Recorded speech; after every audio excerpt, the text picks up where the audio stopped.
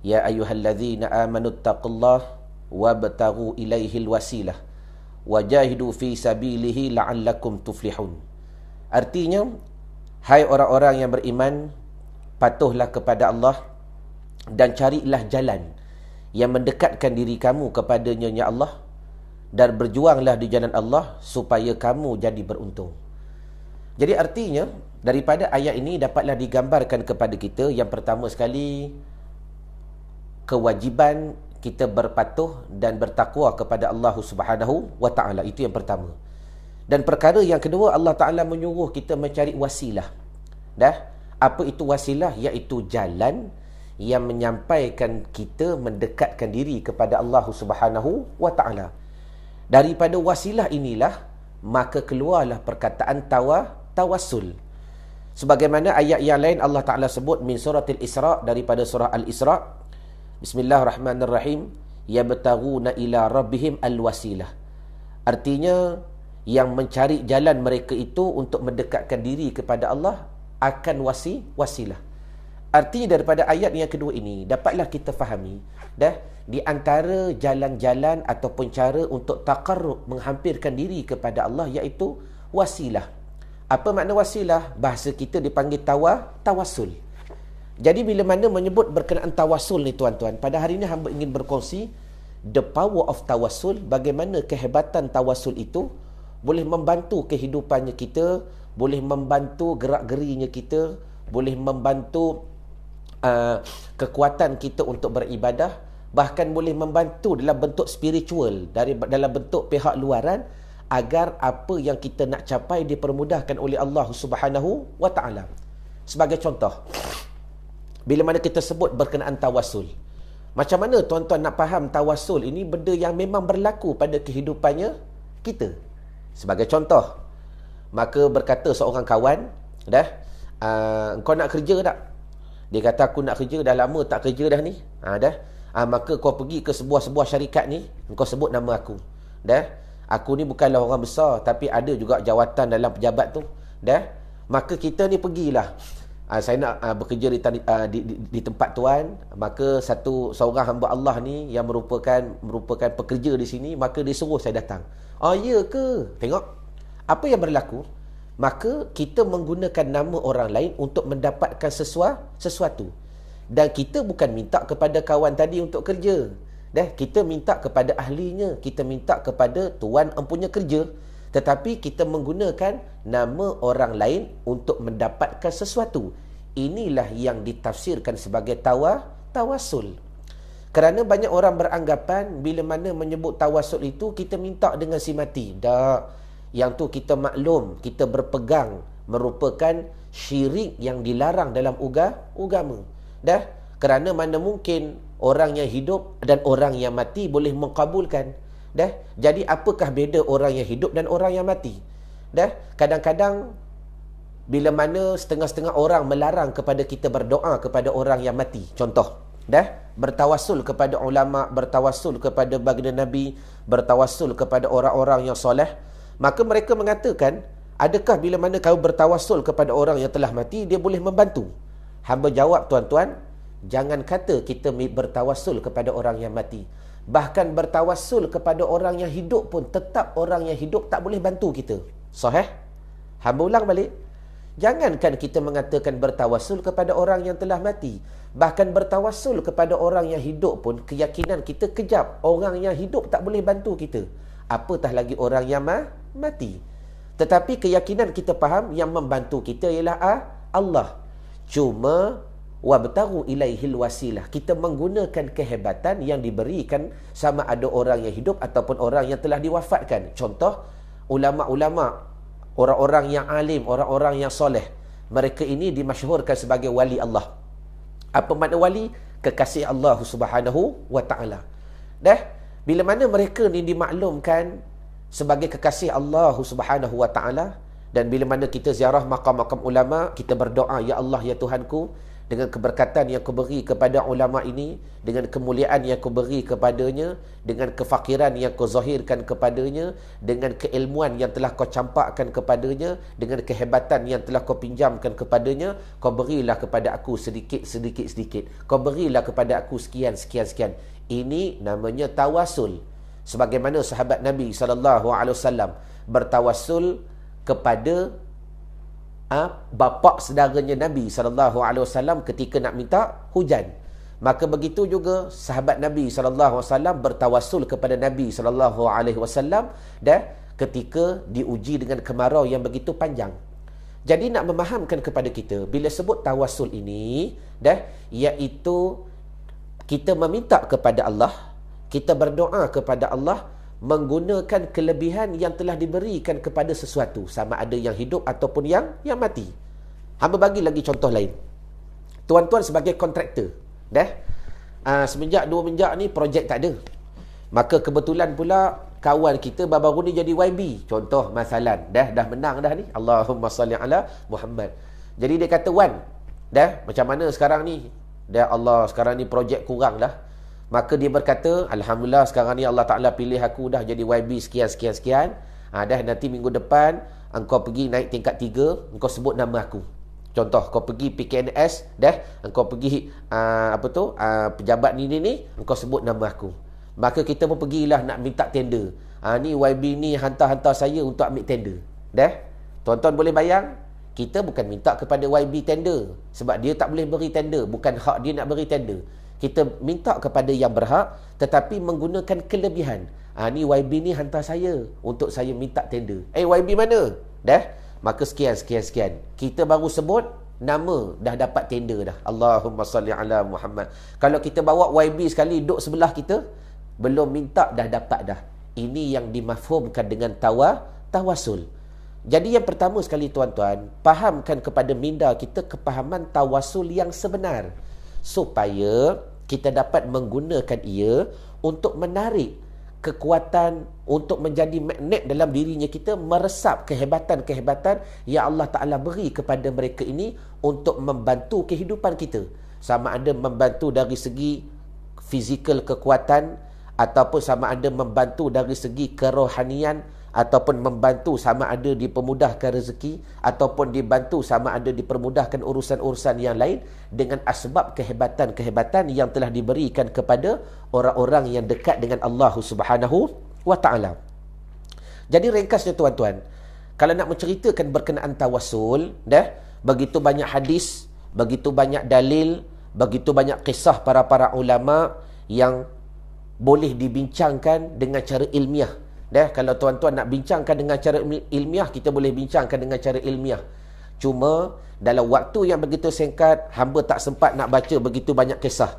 Kerana dalam buku ni tuan-tuan, iaitu dalam buku 40 Masalah Agama yang dikarang oleh Kiai Haji Sirajuddin Abbas, dia membawa kepada kita hampir berbelas-belas dalil daripada Al-Quran dan daripada hadis Nabi SAW yang para sahabat bertawassul, iaitu menggunakan nama orang lain untuk berdoa kepada Allah Subhanahu wa Ta'ala. Jadi perkara ini satu perkara yang telah berlaku di zaman Nabi SAW. Sebagai contoh, kita baca beberapa hadis untuk menguatkan kepahaman betul-betul berkenaan tawassul, supaya nanti hamba nak share dengan tuan-tuan bagaimana tawassul yang tuan-tuan boleh gunakan untuk menyampaikan hajat yang tuan-tuan berhajat. Macam mana tuan-tuan nak melafazkan pada lidah. Di penghujung nanti hamba akan share supaya menyampaikan kepada sesuatu tujuan. Tersebut dalam Sahihul Bukhari. Hadis daripada Anas, daripada Umar bin Khattab radhiyallahu anhu. Maka bahasa Arab dia hamba tak baca. Artinya daripada Anas bin Malik bahawasanya Umar bin Khattab radhiyallahu anhu, apabila terjadi kemarau yang begitu panjang, maka meminta hujan ia dengan Abbas bin Abdul Muttalib.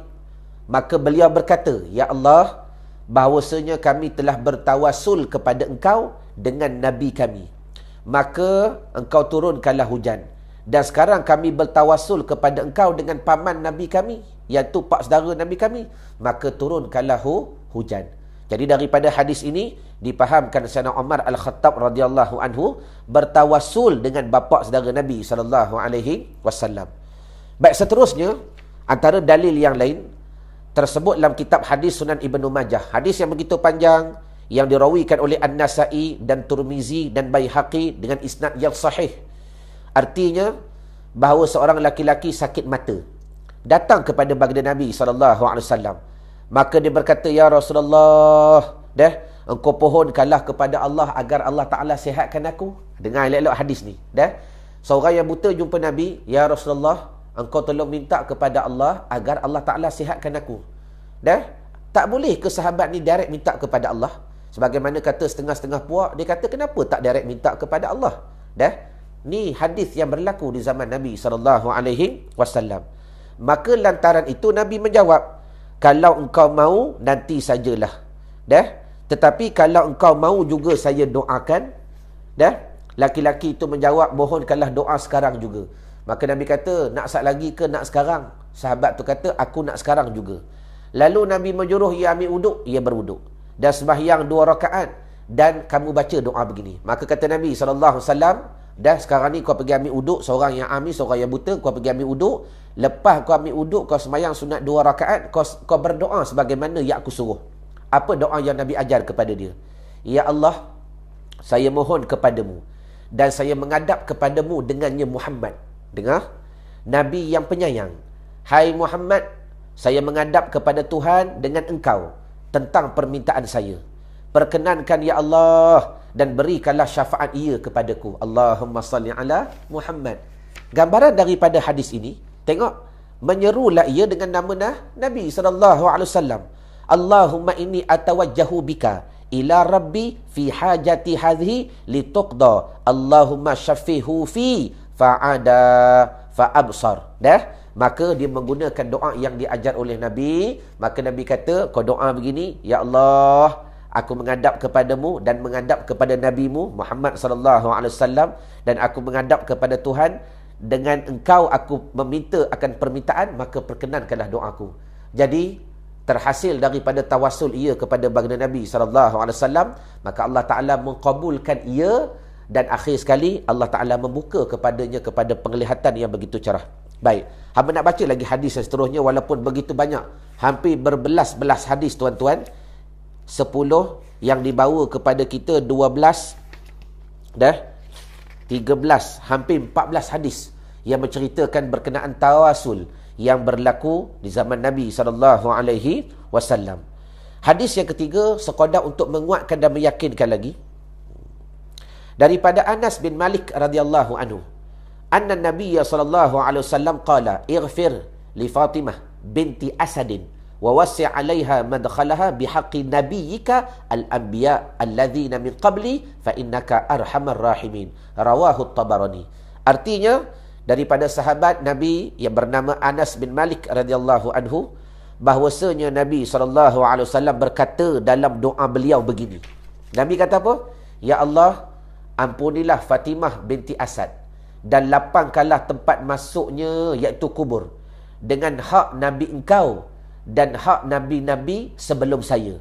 Maka engkaulah yang paling penyayang daripada sekalian penyayang." Tengok, Nabi menggunakan satu lafaz, "Ya Allah, engkau luaskanlah kuburnya dengan hak bijahi, dengan hak aku dan hak Nabi-Nabi terdahulu." Bermakna baginda Nabi pun bertawassul dengan Nabi-Nabi terdahulu. Jadi ringkasnya tuan-tuan serta muslimat yang alim, kalau nak membicarakan secara ilmiah, hadis, Quran, dalil begitu banyak, maka hamba persilakan kepada tuan-tuan datang ke pondok hamba kalau ingin meyakinkan lagi. Cuma apa yang hamba nak share pada hari ini, bila mana kita memahami tawassul ni satu perkara yang dilakukan oleh Nabi SAW, dilakukan oleh para sahabat Nabi SAW, sehingga sejarah menceritakan bila mana sahabat Nabi terkepit, berlaku kemarau yang begitu panjang, maka mereka tak tahu nak buat apa dah. Mereka bertawassul di kubur Nabi SAW dan minta tolong kepada Allah Ta'ala dengan keberkahan dan kemuliaannya Nabi. Maka menggambarkan kepada kita perkara ini satu perkara yang disyariatkan dan satu perkara yang begitu kuat untuk menghasilkan tujuan dan menghasilkan apa yang kita hendak perdapatkan.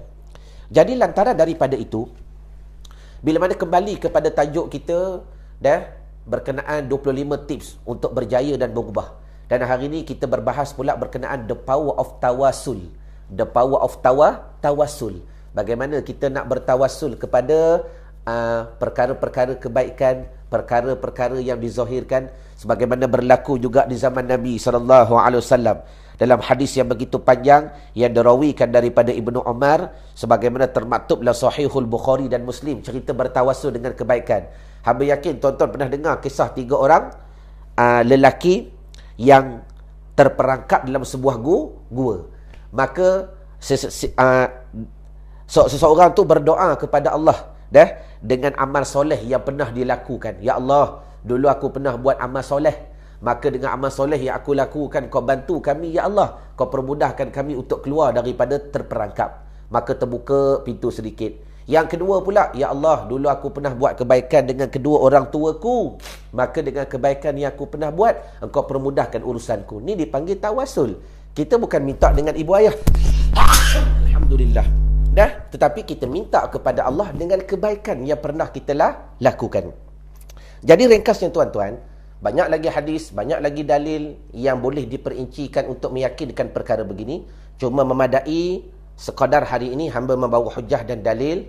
Cuma perkara yang lebih besar yang hamba nak share dengan tuan-tuan pada hari ini, bila mana menceritakan matlamat, bila mana menceritakan tujuan, bila mana menceritakan keinginan, bila mana menceritakan perkara yang tuan-tuan nak capai, kadang-kadang begitu banyak cabaran yang perlu kita lalui. Dan di antara cara nak mempermudahkan perjalanan yang berliku-liku dalam matlamat yang kita nak capai, di antara kuasa daripada luaran ataupun pertolongan daripada pihak luaran yang boleh mensupport kita walaupun serba sedikit untuk mencapai kepada tujuan, di antaranya bertawasul. Sama ada bertawasul kepada baginda Nabi ataupun bertawasul dengan orang-orang yang soleh, atau bertawasul dengan kebaikan yang pernah kita lakukan, yang mudah-mudahan dengan kita bertawasul itu mudah-mudahan mencapaikan kepada sesuatu. Sebagai contoh, hamba nak bagi tips yang terakhir. Berlaku di Suria, termaktub dalam sebuah kitab, dikisahkan cerita bab tawasul ni. Seorang budak ni, dia suka menunggang kuda dalam keadaan laju. Kalau bawa kuda je laju. Maka satu hari bila mana dia tengah speeding ni, tiba-tiba lose control, hilanglah kawalan. Maka yang budak tadi bawa kuda, akhir sekali kuda tu bawa budak. Bila dah hilang lose control, maka masuklah di seluruh jalan di bumi Suria, masuk semua lorong, dan sampailah ia ke hadapan istana Malik bin Marwan. Tiba-tiba terlanggarlah seorang budak hatta sehingga mati. Allahumma salli ala Muhammad. Bayangkan, bawa kuda, tiba-tiba kuda tu memberontak, kita tak boleh kawal, akhir sekali terlanggar seorang budak sampai mati. Rupa-rupa budak yang mati itu anak kepada Raja Malik bin Marwan. Maka berang dan marahlah Malik bin Marwan. Diperintahkan budak tadi ditangkap untuk dibawa kepada muka pengadilan. Maka tiba-tiba tuan-tuan, bila budak tu dah sampai di hadapan Raja Malik bin Marwan, yang tadi marah, yang tadi berang, yang tadi muka merah kerana marahnya ia atas perkara yang berlaku di atas anaknya sendiri. Maka tiba-tiba bila budak tu sampai, hilanglah kemarahan di atas muka Malik bin Marwan. Malik bin Marwan tak jadi nak marah. Maka bertanya Malik bin Marwan, ya ghulam, wahai budak, tadi aku begitu berang kepada kamu, tiba-tiba bila aku lihat kepada kamu, aku tak jadi nak marah. Ya ghulam, wahai budak, sebentar tadi aku begitu marah kepada kamu, tetapi bila mana aku melihat kepada kamu, aku tak jadi nak marah. Maka sebelum aku nak maafkan akan engkau tolong ceritakan kepada aku apa rahsia engkau. Adakah engkau ahli nujum? Dia kata, la, tidak Saidi, tidak tuanku, hamba bukan ahli nujum. Adakah engkau ahli sihir? La, aku juga bukan ahli sihir. Maka Malik bin Marwan ni tak puas hati. Dia kata, habis tu, kenapa tiba-tiba yang aku marah, aku bertukar kepada tidak marah kepada kamu? Maka tolong khabarkan kepada aku. Maka bercerita budak tadi, dia kata, ya Malik bin Marwan, sebentar tadi bila mana aku hendak dibawa kepada kamu, aku bertawassul kepada Allah Ta'ala. Ya Allah, aku sedang diuji dengan satu ujian yang begitu besar. Kalaulah dilepaskan ujian aku pada hari ini, aku akan menggunakan hartaku, aku akan menggunakan sebahagian hartaku untuk diadakan majlis Maulidin Nabi SAW. Dia bertawasul, ya Allah, kalau aku lepas daripada ujian ini, dah, sebab budak tu tahu dah, kalau mati jawabnya mati, qisasnya, dah. Kalau bunuh jawabnya bunuh. Maka budak tu tahu dah apa akibat yang akan dilalui. Maka dia bertawasul, ya Allah, kalaulah aku dilepaskan daripada ujian ini, aku akan menghabiskan setengah hartaku untuk mengadakan majlis maulidin Nabi sallallahu alaihi wasallam. Cerita bab majlis maulid Nabi, the power of selawat, kita akan sambung pada esok. Baik, dengar. Jadi bila Malik bin Marwan mendengar ayat tadi, maka tersenyumlah Malik bin Marwan. Maka berkata Malik bin Marwan, afautu anka, aku maafkan akan dikau. Dah, ya ghulam, aku maafkan akan dikau. Dan ambillah 1000 dinar. Dah, kerana kasihnya engkau akan Nabi SAW. Akhir sekali budak tu dimaafkan dan budak tu dilepaskan, dan dia dapat pula 1000 dirham hasil daripada kasih kepada majlis maulid Nabi SAW. Jadi akhir kalam, apa yang hamba nak share dengan tuan-tuan daripada dalil, kisah dan cerita ini, agar tuan-tuan boleh cuba bertawasul, bukan cuba, yakin dengan kehebatan bertawasul untuk menyampaikan kepada sesuatu hajat. Tuan-tuan boleh kata begini, ya Allah, ya Tuhanku, aku ada hajat besar, aku nak pergi Mekah ni, ya Allah, kalau nama aku naik tahun ni, aku nak buat majlis maulid Nabi di rumah. Dah. Habis tu pula, macam mana nak buat majlis maulid Nabi? Tuan-tuan tak usah pening. Dah, tuan-tuan boleh call hamba, Ustaz Irwan. Dah, nombor telefon ada, hamba boleh bantu tuan-tuan. Jangan risau. Dah. Kos, tak, hamba bukan jenis ambil duit, hamba datang semata-mata nak berselawat ke atas Nabi SAW. Begitu juga, ya Allah, ya Tuhanku, kalaulah tahun ni aku dapat menantu, suruh anak ni kahwin, lama dah tak nak kahwin. Kalaulah tahun ni aku dapat menantu, ya Allah, aku nak buat majlis maulid Nabi. Bertawasul dengan majlis yang diadakan di dalamnya puji-pujian ke atas Nabi SAW. Cuba tuan-tuan bertawasul. Dah. Kerana hamba melihat orang-orang yang hebat ni, mereka tak lekang dengan majlis maulid Nabi dan tawasul. Tok Guru hamba Dr. Azan Osman, dah, orang yang diberi kekayaan demi kekayaan, kekayaan demi kekayaan, tuan-tuan. Dah, antara tip dan rahsia beliau, tak pernah meninggalkan majlis maulidin Nabi, sama ada di rumah, sama ada di pejabat dan sebagainya. Paling tidak tu tuan-tuan, seminggu sekali tu ada. Dah, orang yang kasih kepada majlis maulid Nabi dipermudahkan segala hajat. Jadi secara ringkas, apa yang kita dapat fahami pada pagi ini, dah, bagaimana yang dikatakan the power of tawasul itu boleh menyampaikan kepada sesuatu. Begitu juga tuan-tuan berniaga, nak beli kilang, nak azam tu, nak azam ni, nak capai 1 juta, nak capai 2 juta. Tawasul, ya Allah, ya Tuhanku, dengan keberkatan Nabi SAW. Dah, kalau aku dapat tahun ni the first million, aku nak buat majlis maulid Nabi. Minta kepada Allah dengan kehebatan majlis selawat ke atas Nabi SAW. Ni namanya tawasul. Ya Allah, ya Tuhanku, dah, kalau aku dapat berpindah, aku dapat kerja baru ni, aku nak buat majlis maulid Nabi SAW. Bertawasul dengan kehebatan yang diberikan, yang diadakan di dalamnya puji-pujian ke atas Nabi SAW. Jadi mudah-mudahan perhimpunan, pertemuan kita pada pagi ini bermanfaat. Yang walaupun afwan lakum, agak lewat sedikit sebab pukul 7 tadi fly daripada Allahumma salli ala Muhammad, daripada Perlis. Selepas program di Matin semalam, hari ini sampai kembali di madrasah. Dan insyaAllah kita akan istiqomah petang ni 6.30 seperti biasa. Dah pukul 12 seperti biasa pengajian kita. Cuma mudah-mudahan tuan-tuan sekiranya ada kebaikan, maka doakan hamba dan share seramai yang mungkin agar maklumat begini sampai kepada hati-hati manusia. Kerana apa? Orang yang paling hebat itu orang yang paling banyak memberi manfaat kepada orang lain. Jadi ayuh bersama-sama kita berdoa, memperbanyakkan bertawasul dengan kelebihan Nabi SAW. Allah Ta'ala mempermudahkan segala urusannya kita. Ma'assalamah ila liqa', sehingga bertemu lagi. Assalamualaikum warahmatullahi ta'ala wabarakatuh.